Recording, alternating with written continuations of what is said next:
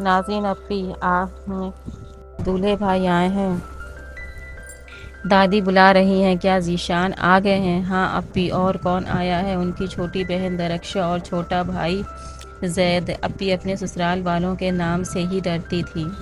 हालांकि उनकी शादी को 5 साल हो गए थे। उनका एक छोटा बच्चा टीपू भी था। अम्मी की वफ़ात के बाद हम दोनों बहनों को दादी ने ही पाला था। अप्पी को उनके ससुराल वालों ने दरक्षा की शादी में देखा था। वहीं दूल्हे भाई को भी दिखा दिया गया था। बस जब तक रिश्ता हो नहीं गया वो लोग अफसा के घर वालों से मिन्नतें करते रहे। उनकी 5 नंदें थीं, सभी अप्पी पर अपना हुक्म चलाती। भाभी आप पर बिरयानी बहुत अच्छी बनाती हैं।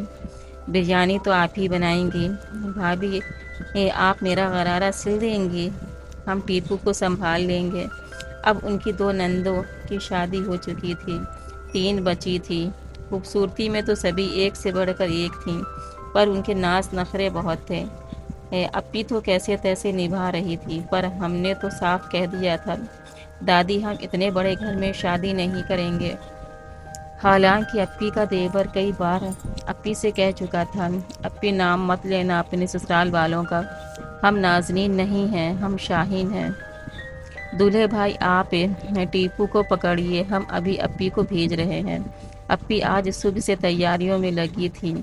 ससुराल वालों के जो आने का था, दादी भी उनके साथ लगी हुई थी। मैं अपने रूम में मेडिकल की पढ़ाई कर रही थी कि टीपू के रोने की आवाज़ ने मुझे उसके करीब आने पर मजबूर कर दिया। वो चिल्ला चिल्ला कर रो रहा था। हमने उसे गोद में उठाकर गार्डन की तरफ घुमाने ले गए। वो चुप भी हो गया। दूल्हे भाई दादी से रिश्ते की बात कर रहे थे। लड़का मेडिकल के आखिरी साल में है, लड़की वो खूबसूरत और मेडिकल की लाइन की ही चाहते हैं। अप्पी ने बताया अप्पी हम दादी और पापा को छोड़कर नहीं जाएंगे। अभी हम लोग बातें ही कर रहे थे कि अचानक से डोरबेल की आवाज़ सुनाई दी। हमने दरवाज़ा खोला तो माहम का बड़ा भाई अयान को दरवाजे पर खड़ा पाया।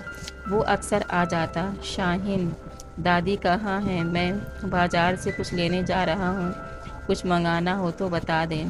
पड़ोस वाली आमना खाला का बेटा अयान बचपन से ही उसकी आदत में शामिल था। वो कहीं भी जाता तो पूछ लेता। उसकी गवर्नमेंट शॉप थी। दादी और पापा की बहुत इज्जत करता। नाज़नीन अप्पी की शादी में घर की तरह लगा था।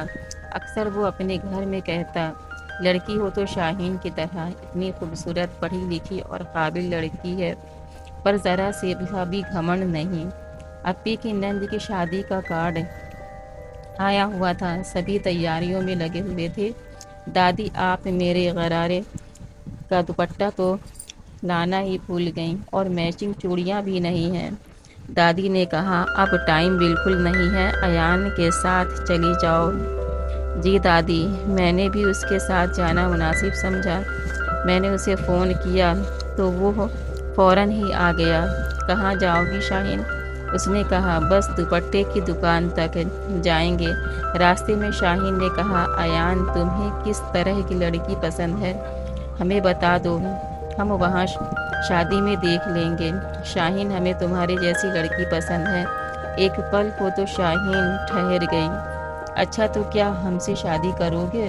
उसने मजाक में कहा हमारी ऐसी कहा किस्मत, और दोनों हंसने लगे। शाहीन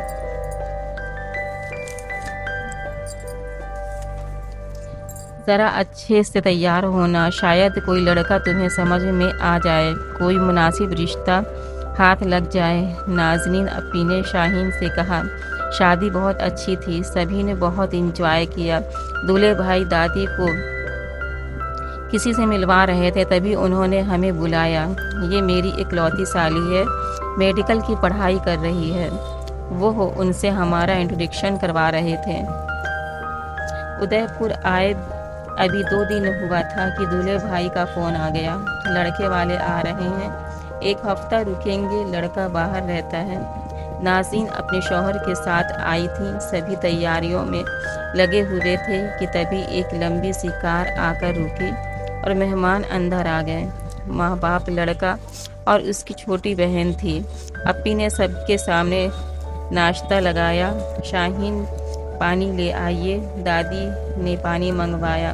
وہ پنک رنگ کے کاٹن کے سوٹ میں بے حد خوبصورت لگ رہی تھی۔ شہنواز کو صبیحہ نے اشارہ کیا، بھائی چلیے ہم لوگ گھومنے چلتے ہیں۔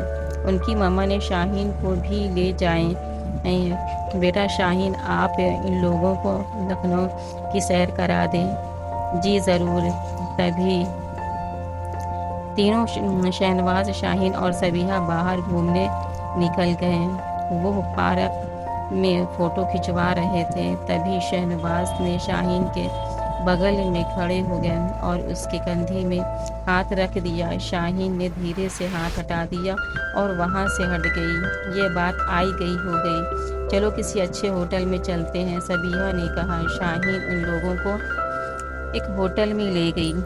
بھائی آپ لوگ پاس پاس بیٹھ جائیں، ہم آپ لوگوں کی فوٹو لے لیں۔ دونوں اپنی کرسی قریب کر لیتے ہیں، پر جیسے ہی وہ فوٹو کھینچتی ہے وہ اپنا ہاتھ شاہین کے کندھوں پر رکھ لیتے ہیں، ویسے ہی شاہین اس کا ہاتھ اپنے کندھوں سے ہٹا لیتی ہے۔ شہنواز کو یہ بات ناگوارا گزرتی ہے پر وہ کچھ نہیں کہتا۔ صبیحہ اپنے بھائی کی عادتوں کو اچھی طرح جانتی ہے۔ شہنواز بیٹا کیسا لگا لکھنؤ؟ جی بہت عمدہ، ماں نے جانے کا دل نہیں کر رہا یہاں، ہاں سب بہت اچھا ہے۔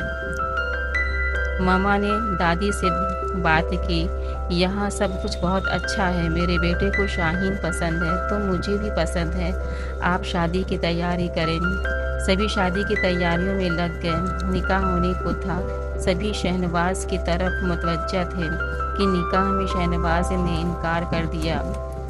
ہمیں شاہین سے شادی نہیں کرنی، وہ ہمارے اسٹیٹس سے نہیں ہے۔ دادی رونے لگی، سبھی پریشان تھے، شہنواز نے یہ کیا کر دیا یا اس کے یہ سب کر کے کیا ملا؟ تبھی شاہین نے ایان کو فون کیا، وہ فوراً آ گیا۔ سب پریشان تھے، آخر ماجرا کیا ہے؟ ایان کیا تم مجھ سے شادی کرو گے؟ شاہین ہم تم سے شادی کر کے اپنے آپ کو بہتر محسوس کریں گے، ہم اپنے آپ کو خوش قسمت سمجھیں گے۔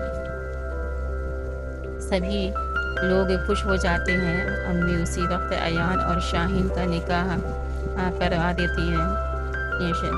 شہنواز کے ماں باپ شہنواز سے بہت ناراض ہوتے ہیں، اتنی اچھی لڑکی کہ تم نے ٹھکرا دی،